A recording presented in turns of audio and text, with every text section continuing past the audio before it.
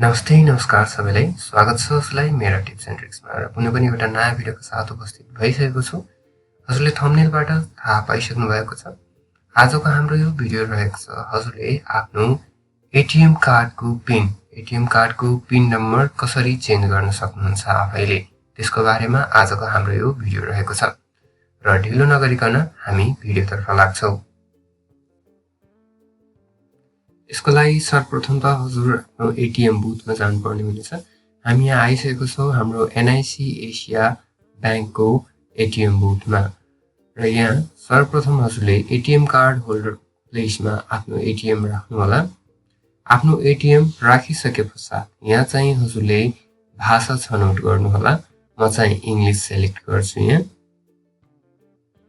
भाषा सेलेक्ट गरिसकेपश्चात आफ्नो एटीएम को अहिले रहेको 4 डिजिटको पिन राख्नु होला। पिन राखिसकेपश्चात हजुरले यस्तो इन्टरफेस देख्नुहुनेछ। यहाँ हजुरले एउटा पिन चेन्जको अप्सन पनि देख्न सक्नुहुन्छ। पिन चेन्जमा क्लिक गर्नु होला र आफूले रुचाएको एउटा नयाँ 4 डिजिटको पिन राख्नु होला।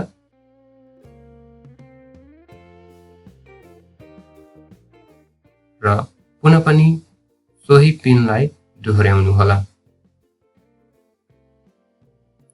यति गरिसकेपश्चात हजुरको पिन सेट भइसकेको छ, चेन्ज भइसकेको छ र यो पिनलाई हजुरले राम्ररी सम्झाउनु पर्ने हुन्छ। पिन सेट भइसकेपश्चात एटीएमले केही बेरलाई हजुरको एटीएम कार्ड होल्ड गर्नेछ अनि एकछिनपछि बल्ल हजुरको एटीएम कार्ड हजुरले बाहिर निकाल्न सक्नुहुनेछ। र यसरी हजुरले सजिलै आफ्नो एटीएम कार्डको पिन चेन्ज गर्न सक्नुहुन्छ, परिवर्तन गर्न सक्नुहुन्छ बैंक नगइकनै आफैले। हजुरलाई यो भिडियो कस्तो लाग्यो पक्कै पनि आफ्नो प्रतिक्रिया जनाउनु होला र भिडियो मन परेमा भिडियोलाई लाइक गरी च्यानललाई पनि सब्स्क्राइब गर्नु होला।